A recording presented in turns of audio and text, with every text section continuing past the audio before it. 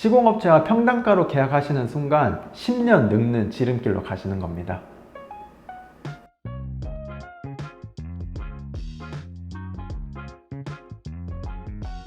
안녕하십니까. 공간기록 건축사 사무소의 김선영 건축사입니다. 오늘은 제가 평당가에 대해서 좀 간단하게 설명을 드리려고 합니다. 많은 건축주님들께서 궁금해하시는 것 중 하나, 또 가장 많은 관심사를 가지고 계신 것 중에 하나가 바로 예산이고 또 건축비에 관련된 부분인데요. 그래서 이러한 예산에 대한 궁금증을 보통은 이제 시공업체를 통해서 이렇게 얘기를 많이 들으시게 되고, 그 과정에서 이제 가장 많이 보편되게 말씀하시는 부분이 바로 평당가라는 부분인데요. 이 평당가라는 부분이 실질적으로는 계산하기는 좀 편하지만, 예산을 어바웃으로 잡기는 편하지만, 실제적으로 이 평당가를 가지고 계약을 하심으로 인해서 많이 손해를 보신다든지, 또는 평당가로 계산을 함으로 인해서 틀린 부분들이 좀 있어서,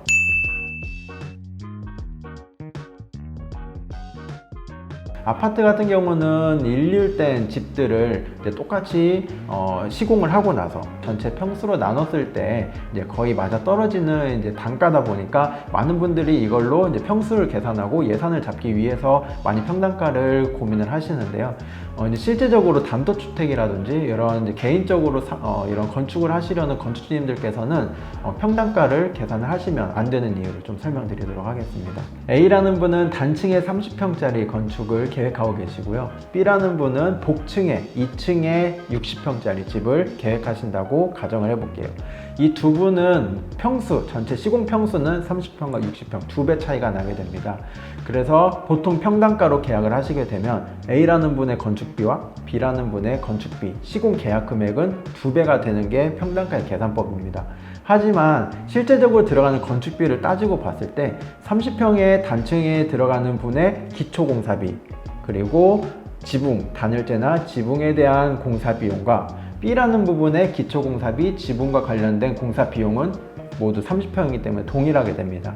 여기서부터가 개인 건축에서 평당가를 적용하면 오류가 생긴다는 부분이 나오게 됩니다. 두 번째로는 내벽의 양이에요. 같은 평수라고 하더라도 내부에서의 이루어진 벽체, 즉 내벽의 양이 서로 달라지게 되면 같은 평수지만 들어가는 공사 비용은 모두 달라지게 됩니다. 예를 들어 원룸 형태에 있는 내벽이 없는 그런 공간과 예를 들어 벽체가 있는 공간이 이렇게 실제적으로 같은 평수지만 마감을 했을 때 이 마감 면적들을 보게 되면 실제적으로 70% 이상 차이가 나는 경우가 생기게 되는 것이죠. 그렇기 때문에 평당가로 계산을 하시게 되면 이론적으로는 같은 시공비로 계약을 하시게 되지만 실제적으로 내부에 벽체가 많은 집과 적은 집에서는 시공비용의 차이가 생기게 되기 때문에 평당가로 계산을 하시게 되면 이런 부분은 반영이 되지 않는 그런 견적을 받으실 수밖에 없습니다.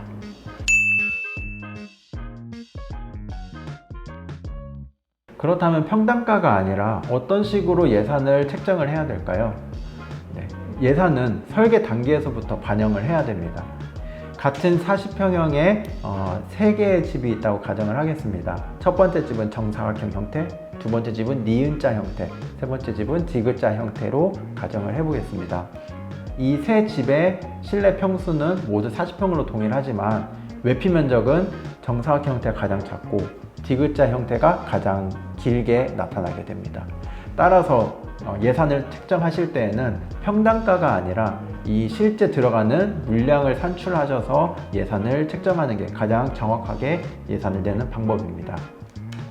지금까지 설명드린 방법들을 역으로 이용하면 평수를 늘리면서도 시공비용을 줄일 수 있는 방법이 있습니다. 예를 들어 설명을 드리기 위해서 좀 사무실을 찾다가 여기 모든 사무실에 있는 이 스테이플러 심, 이걸 가지고 설명드리도록 하겠습니다.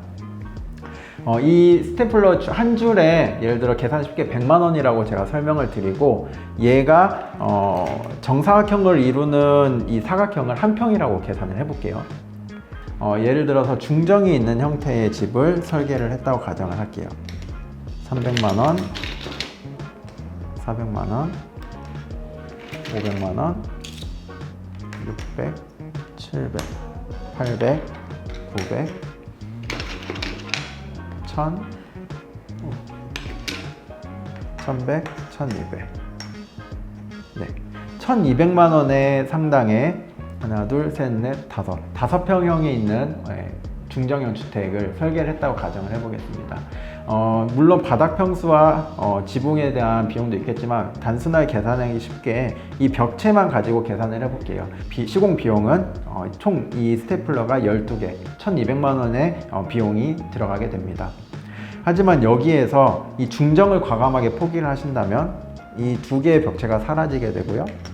그리고 이 벽체가 이렇게 이동을 하게 되면 이 한 평의 공간도 실내 공간으로 이제 산입이 되겠죠. 그렇게 됐을 때는 총 시공 평수는 6평. 이 6평의 벽체를 시공하는 데 들어가는 비용은 1200만 원에서 200만 원에 빠진 1000만 원. 1000만 원으로 6평의 벽체를 시공할 수가 있습니다. 그래서 평수는 늘어나면서 이 시공 비용은 더 절감이 되는 이런 방법으로도 설계를 할 수가 있겠죠.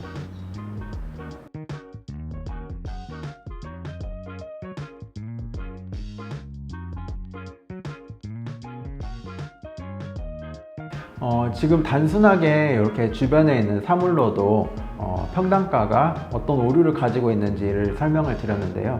실제로 이런 분야 이제 적산이라고 하는데 이런 대학이나 대학원에서도 이런 적산을 깊게 더 공부하시는 분들은 단순한 집을 짓는 게 아니라 뭐 관공서라든지 큰 규모가 큰 건축을 할수록 이 적산이라는 부분에서 굉장히 큰 건축비의 차이가 또 발생을 하게 돼요. 이렇게 깊게까지 들어갈 수 있는 분야를 단순히 평당가로만 계산을 한다는 것은 어떤 큰 오류가 있을 것 같습니다.